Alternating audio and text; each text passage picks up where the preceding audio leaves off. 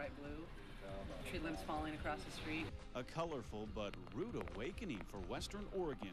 Trees crumble under the weight of an historic winter storm, and drivers struggled to gain traction as they attempted their morning commute.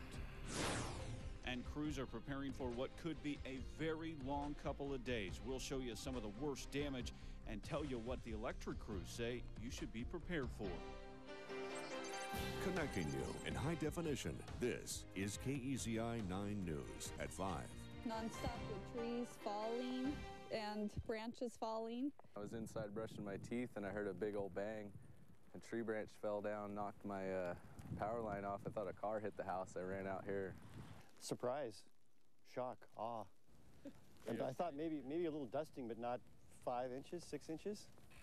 It was the storm that caught just about everyone off guard. What was supposed to be just a late winter storm turns into a winter wallop, crippling the Willamette Valley. Good evening, I'm Brandy Smith. And I'm Brian Richardson. The storm started making its impact felt just after midnight and could continue for at least another few hours.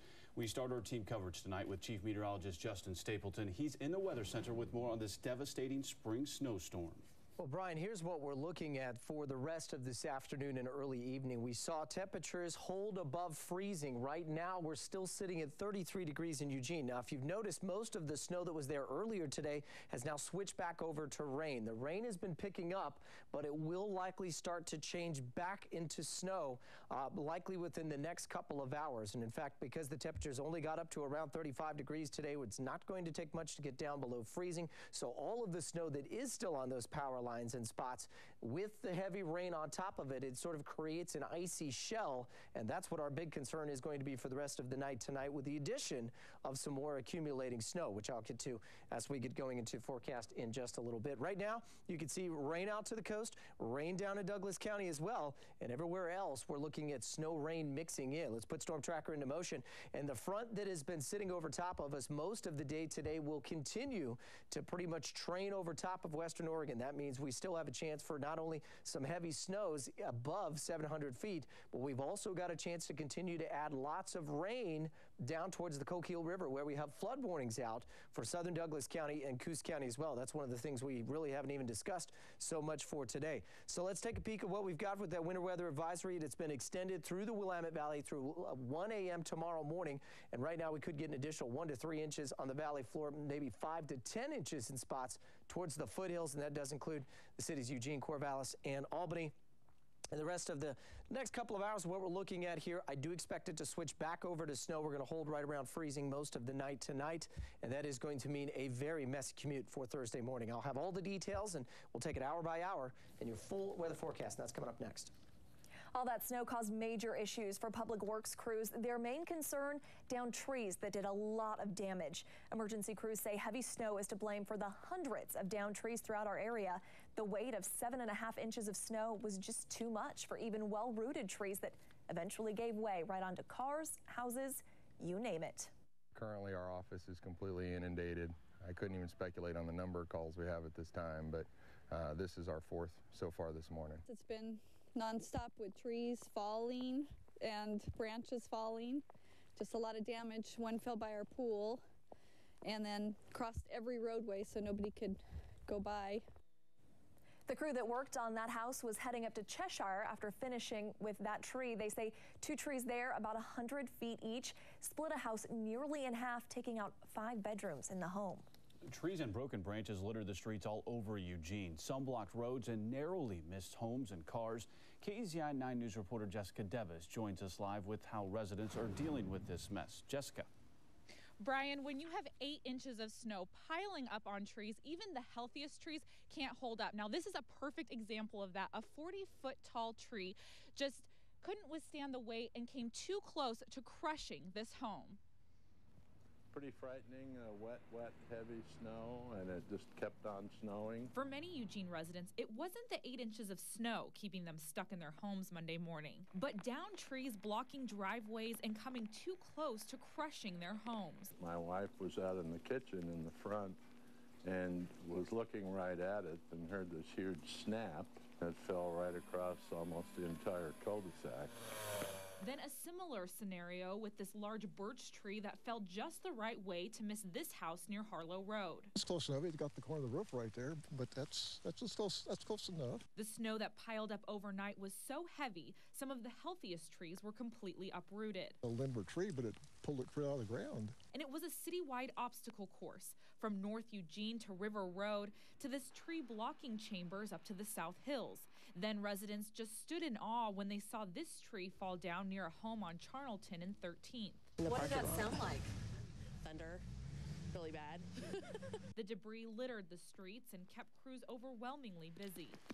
We had started getting calls early, trees down and blocking tenants and blocking streets, and so we've just been out here, me and this landscape crew, cutting them up. For many of those trapped tenants, there wasn't much they could do today other than stay inside and wait for crews to clean up the mess. I won't be traveling to clients, and if those clients want to come to me later this afternoon, more than welcome, but I advise them not to. Now, between Eugene and Springfield Public Works, they tell us they've received about 600 calls today, mostly about downed trees. Now, that doesn't even count many residents that call private arborists to take care of their trees. Live in Eugene, Jessica Debbis, KEZI 9 News. The snow ended up being too much for one Springfield business. The roof of Cash King Liquidators in the Value Village Shopping Center caved under the weight of the snow. KEZI 9 News reporter Na Nguyen continues our team coverage live in the studio. Na? Many of the places in town closed for the day. The Cash King workers on Centennial showed up early this morning to open up shop as usual, despite the unusually heavy snowfall. But by 7 a.m. it was clear something wasn't right. From a distance, you wouldn't notice anything amiss, but take a closer look and you can see the entire roof has caved in. The heavy snow caused the roof to collapse. It also broke some of the building water pipes. Rain was coming in from the outside, then dripping through the story, only to drain out the front door. It was not what the owner was expecting to deal with when he showed up. My manager called, said the roof is sagging, asked what he should do, and said should get out of there. And he called me 15 minutes later and said the roof collapsed. The owner says the exact amount of damage is still being calculated, but he thinks the building is pretty much a complete loss. For now, he says they will just have to wait to see what his insurance will cover. Live in the studio, Na Nguyen, KEZI 9 News. It didn't just cave roofs. Once that snow began to accumulate on the trees, branches and limbs started to snap, and when the limbs started falling, so did power lines. Now thousands of people could spend the night in the dark. By 7 o'clock, we had probably, 5,000 people without service. Close to 8, I think that had gone up to almost 8,000 people without service. Here's an updated list. EPUD estimates about 3,700 people are still without power at this hour. 2,200 remain in the dark in Veneta. Lane Electric is reporting about 6,000 are without power, and EWeb reports about 8,600 outages, but that number is going down at last check. All the utilities told us it will be at least 24 hours before everyone gets their power back on. In some cases, though, it could even be 2 or 3 days before power is restored. The roads were treacherous as people tried to head into work early this morning. On-ramps quickly turned into parking lots as cars continued to get stuck. KEZI 9 News reporter Jennifer Richardson is live with more on the troubles drivers face today. Jennifer? Most departments went into emergency management mode, only responding to injury accidents. Eugene police say they responded to 11 accidents and 7 disabled vehicles. Springfield police responded to about 10 accidents, but they say those were people who mostly got stuck in ditches. A big mess, making us all late. The thing that was making him late, this semi covered with carrying logs got stuck halfway up the 126-105 on-ramp, causing a pretty big backup. This was the site pretty much all over the major highways.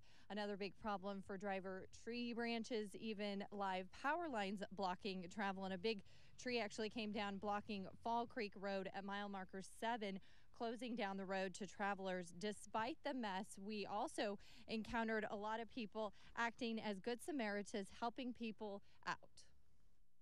Car slid out up on the off-ramp. Then 3 cars got out to help them. 2 of them got stuck, 1 slid off, and then the semi had to chain up. Semi-trucks also turned into tow trucks for each other, like this one pulling a FedEx truck out. And just remember, if you are going to be out tonight or early tomorrow morning, this slush will most likely turn into ice, so be very careful. Reporting live in Eugene, Jennifer Richardson, KZI 9 News. We've shown you a lot of video from Lane County, but the snow fell all over the Willamette Valley. KZI 9 News reporter Heather Turner shows us some of the damage it caused in and around Corvallis. Well, just take a look at this tree. It's just one of many Corvallis Public Works and Parks and Rec crews have had to clean up after the storm caused them to fall. Heavy snow, tree came down. As far as we know, got 2 houses with no power. No power because this limb didn't just fall on the road, but it split this power pole in half. And this tree fell onto a South Corvallis home, damaging the fence, other trees, and the gutter. I heard a huge crashing. I thought maybe something fell down in my roommate's room, but I look out the window and there was a tree. And yet another fallen tree. This one and around 23 others kept city crews busy all day long. It can be tiring.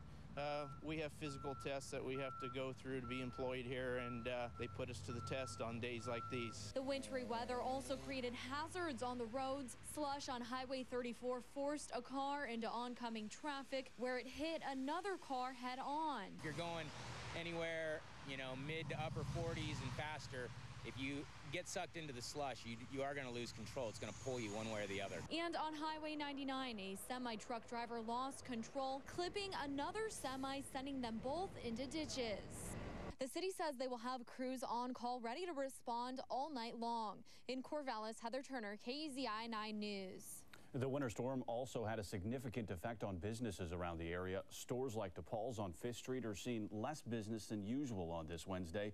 Owners have spent the day shoveling snow from the sidewalks just to make customers aware they're open. Local owners hope the snow doesn't keep customers away for long. It definitely slows things down, unfortunately.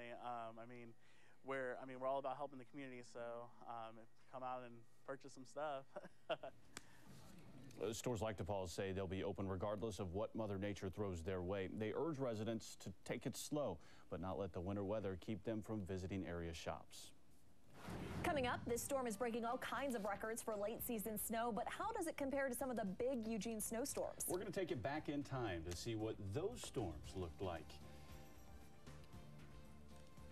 And do you have a tip or story idea? We want to hear it. You can email. The winter storm seemed to catch most everyone off guard, from clearing damage to enjoying a spring day off stranded in their homes. Most everyone had the same reaction when it came to this system. I'm from Klamath Falls, and so I've seen a lot of snow back home, but this is the most snow I've seen in Eugene and ever. Oh, the weather is beautiful. This nice, beautiful weather in winter. Oh, no, in March, in the spring.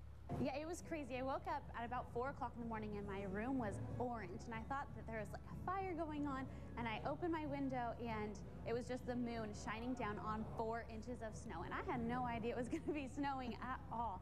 It's nice, beautiful, because people wait for snow in December, and December was no snow. And now, for me, it's beautiful.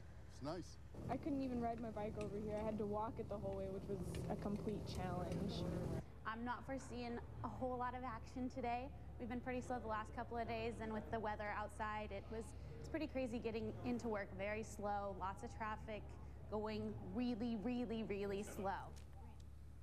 And today's snow is definitely the most we've seen in the valley this year, and the most we've seen in almost 20 years. KZI 9 News meteorologist Melissa Fry is live to give us a little perspective. Melissa? Yeah, Brandy, although we did set a record today for the amount of snowfall this late in the season, it's of course not the most snowfall that Eugene has ever seen. That was back in 1969, and if you were here in 69, you will never forget that January 25th, 26th, and 27th. The snow started coming down that Saturday morning, and it piled up there inch by inch. It didn't let up for days, and it totaled 3 feet that blanketed Eugene. And like today's storm, Eugene was the hardest hit in Oregon. Schools and buses were closed for days, and the city of Eugene turned into a winter lover's paradise. Main thoroughfares through town, such as Coburg Road, were perfect spots for cross-country skiing and as in any Eugene snowstorm, Laurelwood was a hot sledding spot. 6 days later, life was pretty much back to normal, but the storm cost the city of Eugene over $50,000, and that was just in snow removal. So to put that all into perspective here, we did not see that much snow this year, but that was January and this is March. And for the second day of spring, this is all very impressive and will go down in the record books. Live in Eugene, Melissa Fry, KEZI 9 News. A lot of people took advantage of the snow to skip out on school or even work. And we'll show you how they decided to spend their morning next.